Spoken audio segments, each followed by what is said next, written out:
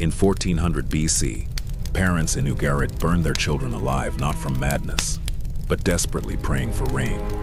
His name was Baal, and he was their only hope in a world ruled by storms and drought. But here's the thing, he didn't start as a demon. He was their god of life and survival. So what turned this life giver into the nightmare we still fear today, thousands of years later? This is that story, and it's more terrifying than you think because we created this monster ourselves. Before we dive in, let me set the scene. The word Baal literally just means Lord. In ancient Semitic cultures, it was a title for powerful deities, local gods, and mighty rulers. But one Baal rose above all others and became the most powerful storm god ever worshipped.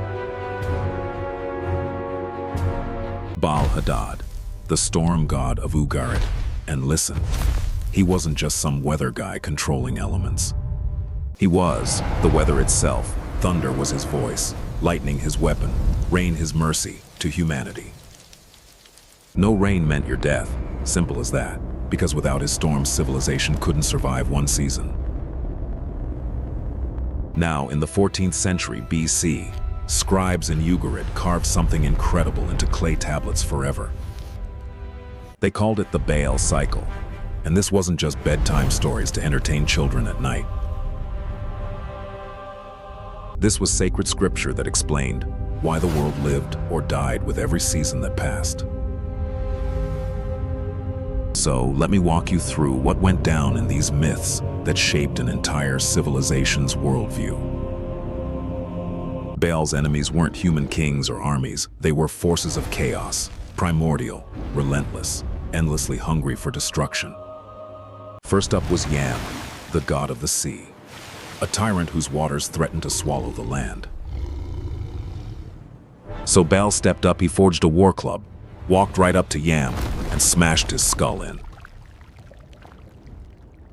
Just like that, he carved order from drowning chaos and proved himself as civilization's champion against nature's fury. But the sea was only round one after victory. Baal built his palace high atop Mount Zaphon's peak, a literal throne among the clouds where he ruled over earth and sky, and he was king now.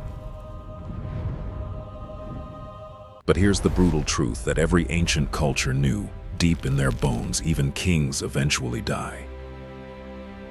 Enter Mot, the god of death and sterility, who represented absolute silence, no storms, no rain, just nothing.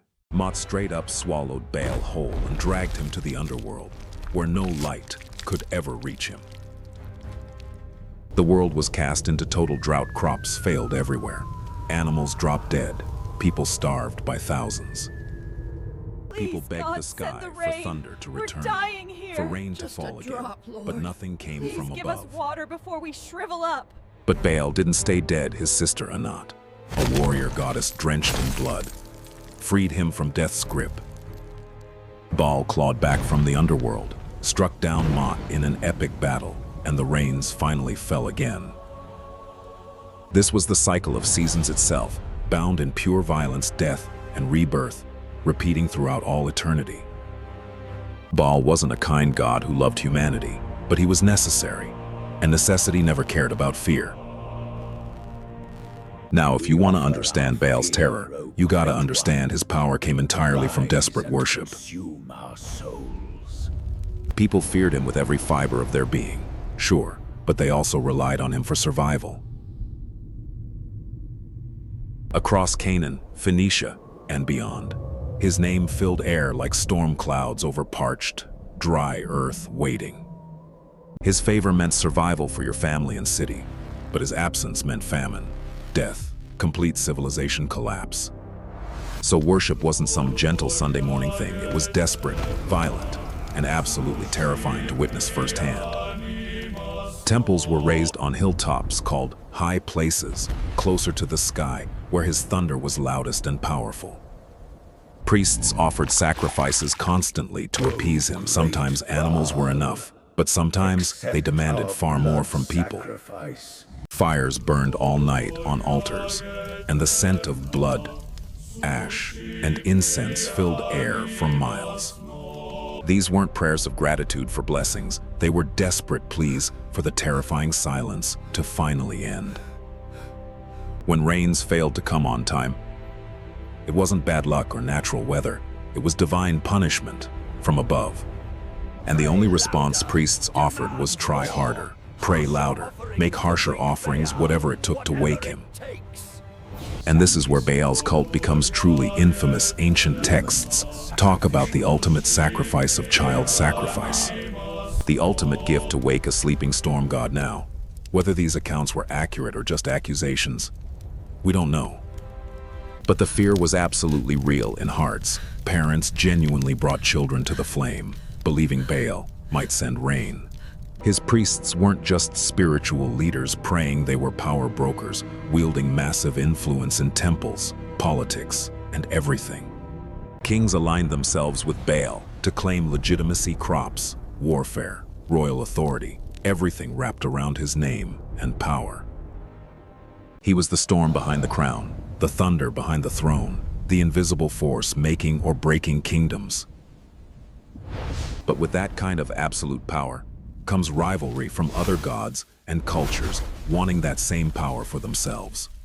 As Yahweh worship started rising in ancient Israel, things shifted dramatically. Baal became more than a rival. He became the enemy.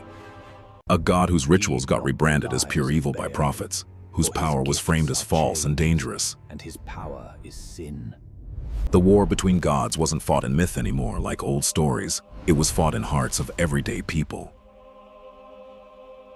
And Baal was losing ground fast as monotheism spread. As Israel shifted from polytheism toward one god. He was one god among many in the pantheon, and Baal, the storm god, was his chief rival for devotion. Storm god versus storm god, an epic showdown. They offered the same exact things: rain, crops, survival, protection from enemies. But in the eyes of Yahweh's prophets preaching throughout the land, there could only be one Lord ruling heaven. The result was a full-blown theological war that would change history, and the most famous battle is in Kings. We're on Mount Carmel now in this story. The land is locked in terrible drought. People are desperate, starving, dying. The prophet Elijah throws down a challenge that will decide everything. 450 prophets of Baal. Elijah stands completely alone on the other side, facing them all. 2 altars built, 2 sacrifices laid out, no fire lit. Whichever God answers with flame from heaven will prove his power, prove he's real and worthy of worship, the ultimate test. The prophets of Baal go first, giving everything they have. They scream at the top of their lungs for hours. They chant sacred words in ancient languages, cut themselves with knives till blood soaks the stones beneath, but nothing happens. Not even a tiny spark appears, no sign from heaven whatsoever. Then Elijah steps forward calmly, doing something insane. He soaks his altar in water, drenches it completely in jars and jars of precious water, until it's pooling impossibly. He raises his eyes to the sky and calls out to Yahweh just once. A single prayer and fire rips down. It doesn't just light the sacrifice, it devours the sacrifice. The stones, the pooled water, absolutely everything in an instant. The people fall to their knees in absolute terror, and the 450 prophets of Baal are slaughtered right there. Every one. From that moment on in history, Baal stopped being just a rival god. He became a symbol of ultimate betrayal.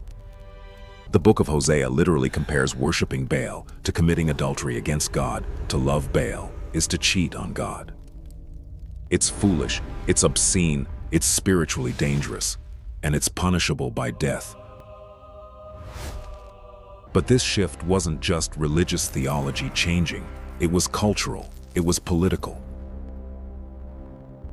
Baal represented the old ways of polytheism, foreign powers from other nations, rival kingdoms threatening Israel's independence.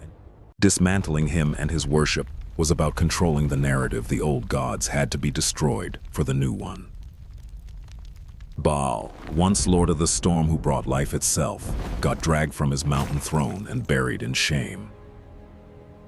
But they didn't stop with his burial in the ancient past. They kept digging, kept rewriting, kept demonizing him for thousands of years. By the time the ancient world gave way to medieval Europe centuries later, his temples were nothing but dust-covered ruins. His name was slandered in every religious text, his memory fractured into 1,000 pieces, but in secret. He came back transformed, twisted into something new and terrifying. He came back as a demon from the depths of hell. He appears at the very beginning of the Ars Goetia, the first and most infamous book of the Lesser Key of Solomon. This grimoire, compiled in the 17th century from much older magical texts, spirits that King Solomon himself had supposedly bound in brass vessels and hidden away, and Baal is not a footnote buried in the middle, not an afterthought at the end. He leads the entire procession of demons. Here in this grimoire, he's called a king ruling from the east, commanding 66 legions of infernal soldiers under him. His power is described very plainly in the text. He grants invisibility to those brave or foolish enough to summon him. Not as a trick or illusion that fades in the language of grimoires, it's true control, the ability to vanish completely. But it's his physical appearance that really disturbs people who read these texts. The text claims he takes 3 forms simultaneously. The form of a man, a cat, and a toad all at the same time, 3 heads speaking in perfect unison. A twisted blend of predator, poison, and humanity all fused together into something that shouldn't exist. The toad represents the damp and dead.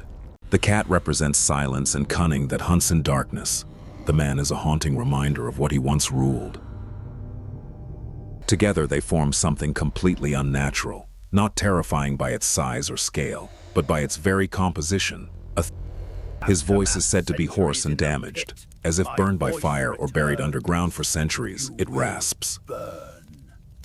This isn't the voice that once shattered the sky with thunder. It's the voice of something silenced for way too long. The Ars Goetia warns any practitioner very clearly in its instructions: Baal must be summoned with absolute precision or face consequences. His seal must be drawn correctly with every line perfect, his name spoken with complete clarity, and his sigil worn on your chest. And disobedience from a king of hell who commands 66 legions, that's retribution you absolutely don't walk away from in one piece. Some versions of the grimoire spell his name Baal. Instead, a small change born of Latin scribes and translations. This is the Baal once worshipped on hilltops across the ancient world. Now, pulled from heaven itself and chained in ritual. He no longer brings storms to nourish the earth. He answers to them now, summoned by magicians who dare speak his name. And Baal's legacy only festered and grew darker. From there, the most infamous accusation attached to his name was child sacrifice. But it didn't actually start with him originally. The Bible speaks of Moloch, another foreign god said to demand children burned alive. In the Valley of Hinnom, a cursed place of fire, ash, and endless screaming that echoed through the night. But in many biblical texts, Baal appears too. Sometimes beside Moloch in the same sentence. Sometimes instead of him, as if they were interchangeable. The fires are always burning, lines never clear. In time, they were treated as the same entity by people who didn't know the difference. Baal's name absorbed all the horror. The screams that were meant for Moloch were now credited to Baal. Whether he ever actually demanded such rights didn't matter anymore. He had become the ultimate symbol of everything unspeakable, everything forbidden, everything that humanity feared most in the darkness. The very archetype of hell in Jewish and Christian theology. And Baal, by association, became the kind of god who didn't rule over life anymore.